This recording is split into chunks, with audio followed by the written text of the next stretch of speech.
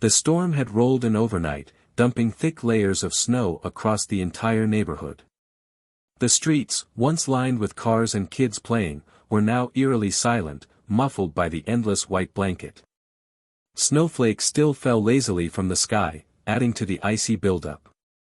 The only movement came from the occasional set of headlights cutting through the swirling flakes or a lone plow trudging down the main road.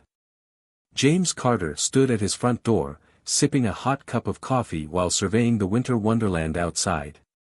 He loved mornings like this, peaceful, quiet, and filled with a crisp chill that woke up the senses. But peace wouldn't last long. His driveway was buried under nearly a foot of snow, and with work scheduled in a few hours, he had no choice but to get started. Bundling up in his heavy coat, gloves, and boots, James grabbed his brand new snow blower, a machine he had been eager to test out since he purchased it last month. Unlike his old, back-breaking shovel, this sleek, high-powered beast would make quick work of the snow. He rolled it onto the driveway, adjusted the settings, and pulled the starter cord. The machine roared to life, sending a spray of snow flying off to the side. As James worked, clearing a steady path, he didn't notice the movement from a window across the street. Karen Whitman, his neighbor for the past 3 years, was standing behind her curtains, her arms crossed, scowling at the scene unfolding in front of her. She had always been a bit of a busybody, constantly watching the block like a self-appointed neighborhood patrol. But there was something about James that had always gotten under her skin, not that he had ever done anything to her. She huffed, tapping her fingers against the windowsill. The sound of the snow blower grated against her nerves. More than that, it was the sight of James, so comfortable, so at ease, using that expensive machine like he belonged here. Like he had the right. Her irritation festered into something more. Something ugly. She wasn't about to let this slide. Moments later, the front door of her house swung open. The wind howled as Karen stomped across the street, her boots crunching against the icy pavement. A gust of snow swirled around her, but she ignored the cold, her focus locked onto one target, James. "Hey," she barked, her voice sharp and cutting through the air. "You need to turn that thing off right now. It's making way too much noise."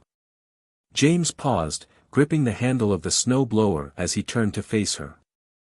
He recognized that tone, he had heard it before, the entitled, condescending voice of someone who thought they had authority over him.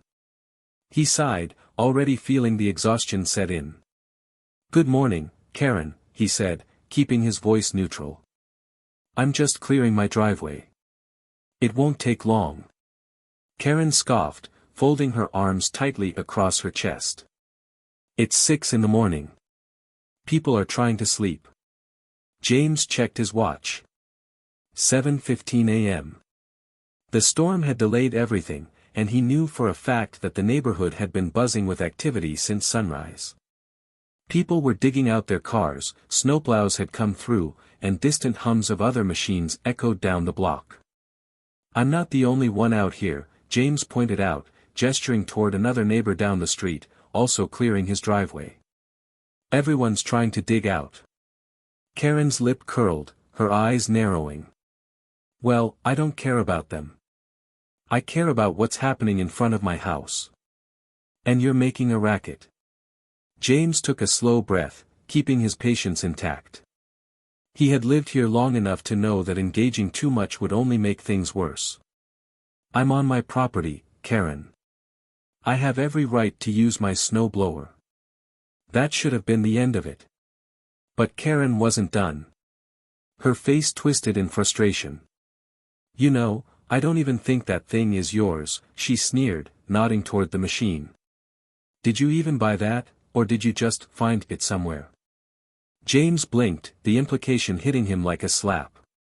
There it was. The venom beneath the surface, finally bubbling up. He exhaled slowly, gripping the handle of his snow blower just a little tighter. "Karen, go back inside," he said, his voice low but firm. "I don't have time for this." But Karen had no intention of backing down. She was just getting started. James clenched his jaw as Karen stomped forward, planting herself directly in his path. The wind whipped through the street, swirling loose snow around them, but she stood firm, her arms crossed tightly over her chest. Her face was flushed either from the cold or her growing anger, probably both. "You're not going anywhere until you explain yourself," she snapped. James stared at her, barely believing what he was hearing.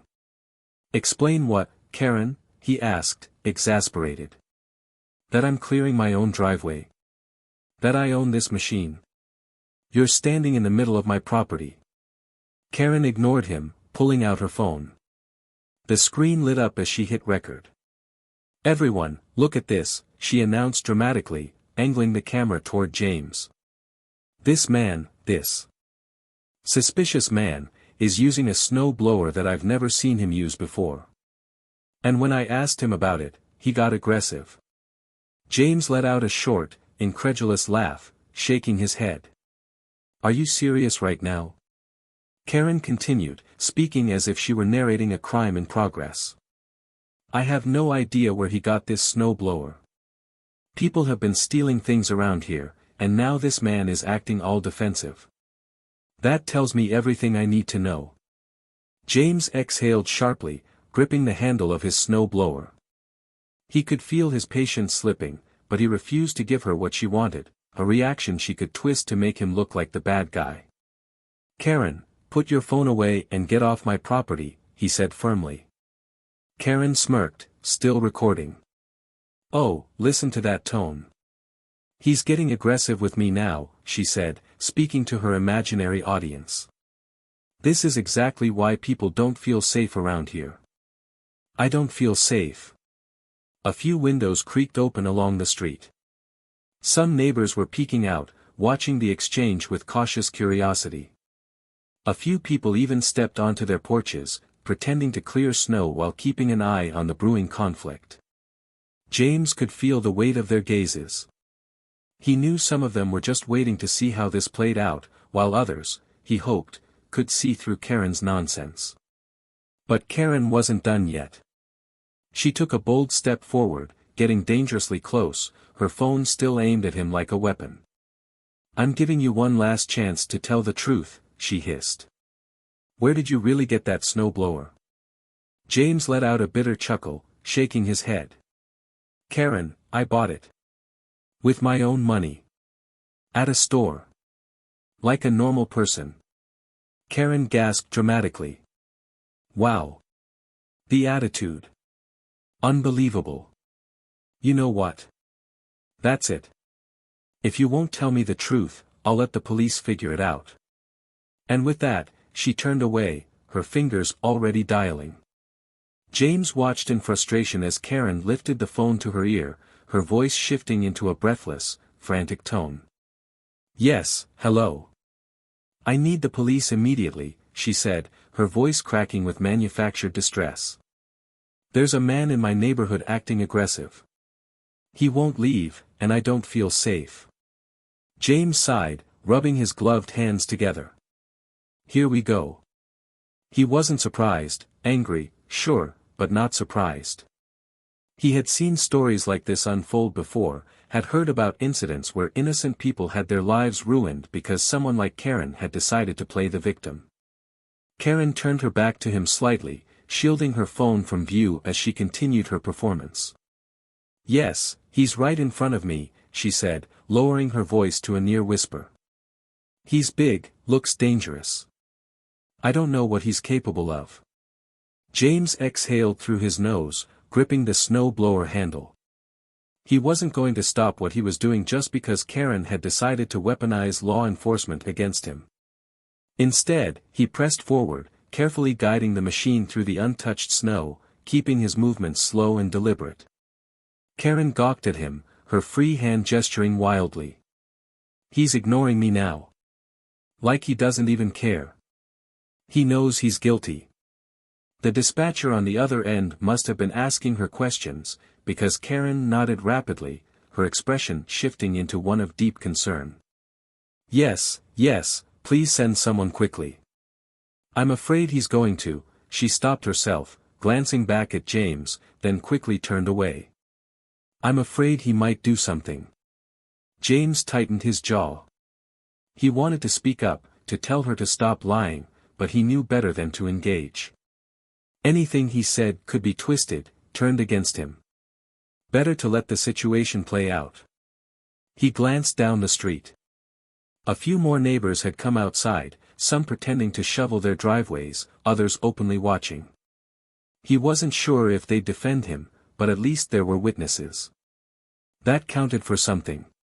Karen, still clutching her phone, turned back toward him with a smug expression. "The cops are on their way," she announced, as if she had just won some grand battle. James nodded slowly. "Good," he said simply, meeting her eyes. Karen faltered, clearly not expecting that response. James went back to his snow clearing. If the police were coming, so be it. He had nothing to hide. But Karen? She was about to get a reality check. The distant wail of sirens grew louder, echoing through the snow-covered neighborhood. Karen's eyes flickered with anticipation as she stood, phone still clutched in her hand. She had won, at least, that's what she believed. Any minute now, the police would arrive, and James would be forced to explain himself. James, on the other hand, remained unfazed. He kept his focus on his work, maneuvering the snowblower steadily through the last section of his driveway. He had done nothing wrong, and he refused to let Karen's lies dictate his actions. Karen, however, wasn't satisfied with waiting. She paced back and forth, growing restless as James continued ignoring her. Her frustration bubbled over. How dare he act like this wasn't serious? Like she wasn't in control? Her grip tightened around her phone, and without thinking, she lunged. She reached for the snow blower, her fingers grasping at the handle in a wild attempt to yank it away from James. "I told you to stop using this thing," she shrieked. But the moment her boots hit the icy pavement, gravity turned against her.